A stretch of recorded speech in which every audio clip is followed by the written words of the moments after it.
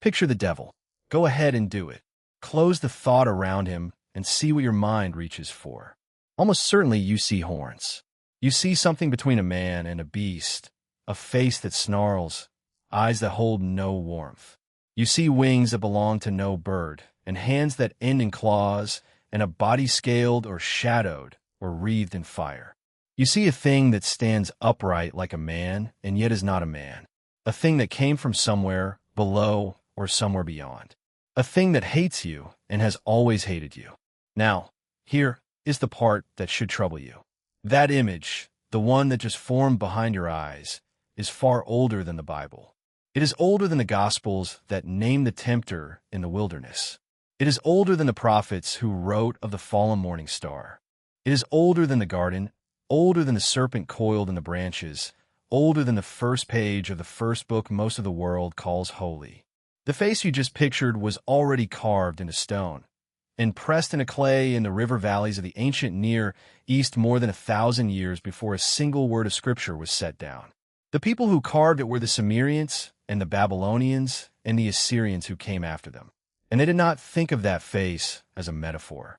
They did not think of it as a lesson about the human heart or a symbol of temptation to be discussed in a quiet room. They thought of it as a report.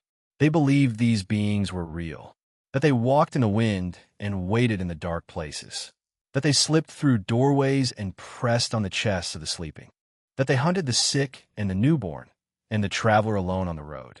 And they wrote down what these beings looked like and how they moved and what they wanted in the plain, flat voice of people describing something they had seen or something their fathers swore they had seen. 7 of those descriptions survive. 7 beings of darkness recorded on clay in the oldest written language the world has ever recovered, each one carrying some piece of the thing we would later gather up and give a single name. One of them wears the face. Another holds the throne. A third crouches at the door where the scripture would one day place sin itself. Yet another is the dragon that every later story of a hero and a monster would copy without knowing where the copy began. And one of them, when you set it beside the devil of the churches and the paintings and the nightmares, matches so closely that the honest question stops being whether the old world influenced the new and becomes something colder. The question becomes whether the devil was ever an original idea at all, or whether he was inherited, handed down river by river and empire by empire from a people who met him first. That is what this is. 7 Sumerian and Mesopotamian descriptions of the being we now call the devil. Each one older than the book that made him famous, laid out one at a time, examined for what it got right and what it got wrong, and ranked against the figure we think we know. At the end of it, we will name the one that comes closest, and the answer is not the one you would guess. Before we go down into that dark, you should understand what kind of world these descriptions came out of, because the world explains the fear, and the fear explains the face. The land was flat and hot and threaded by 2 great rivers, the one the later world would call the Tigris and the one it would call the Euphrates. Between them, the first true cities on earth rose out of the mud. Cities with names like Eridu and Uruk and Uar and Nippur and Lagash.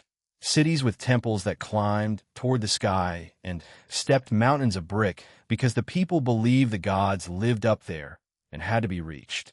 This was Sumer, and by the time its scribes were old, the civilization was already ancient, already looking back on its own beginnings the way we look back on Rome.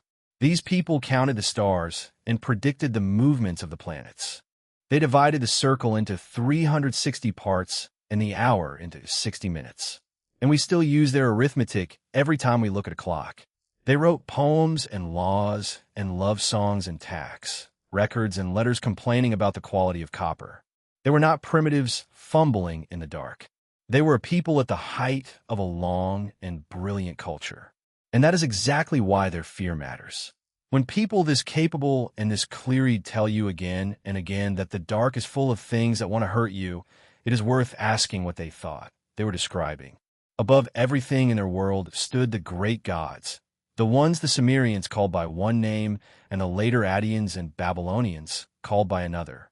There was in Sky, the oldest and most distant. There was in Lil, the storm, the lord of the air, whose word could not be turned aside.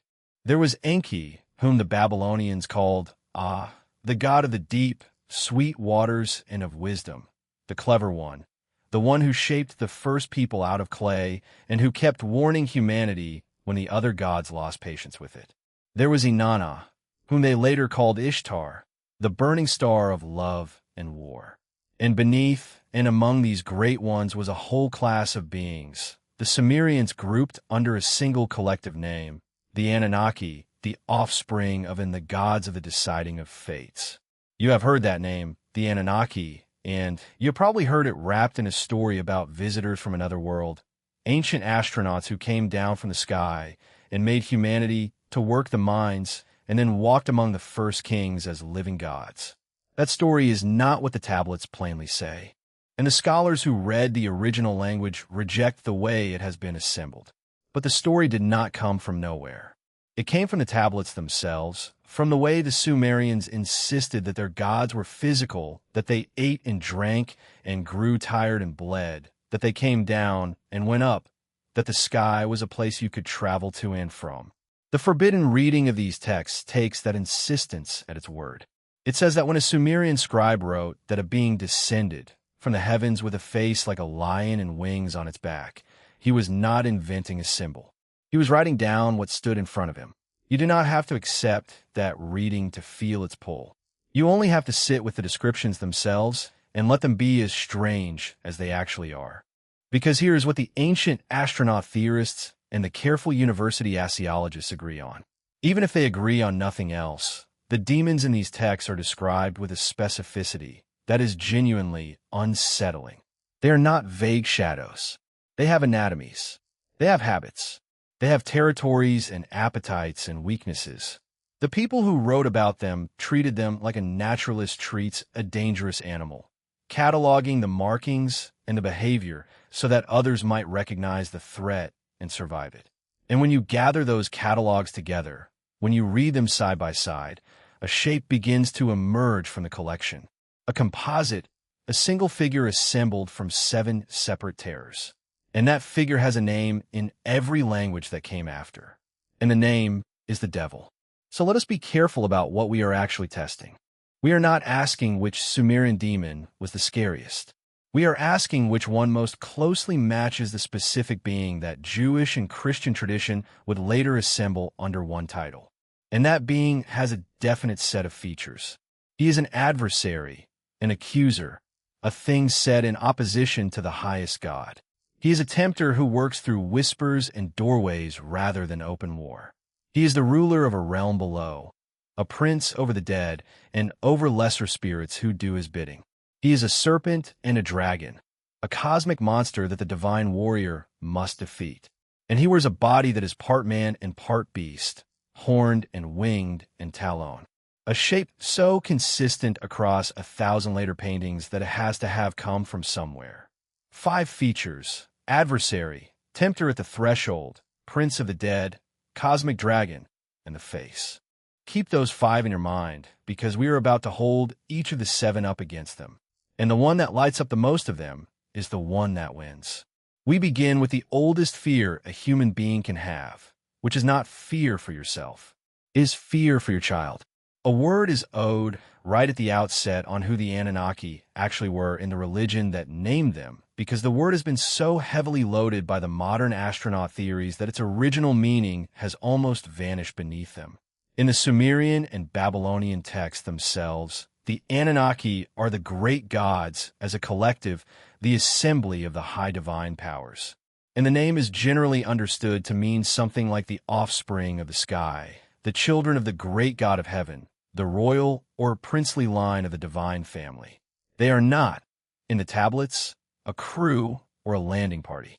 They are the ruling council of the cosmos, the senior gods who decree the fates and divide the domains of the world among themselves.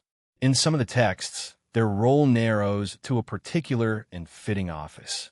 And the Anunnaki become the judges of the underworld, the grim tribunal of the great below, who sit in judgment over the dead, which is why they appear in the descent of the goddess as the 7 judges before whom, sh,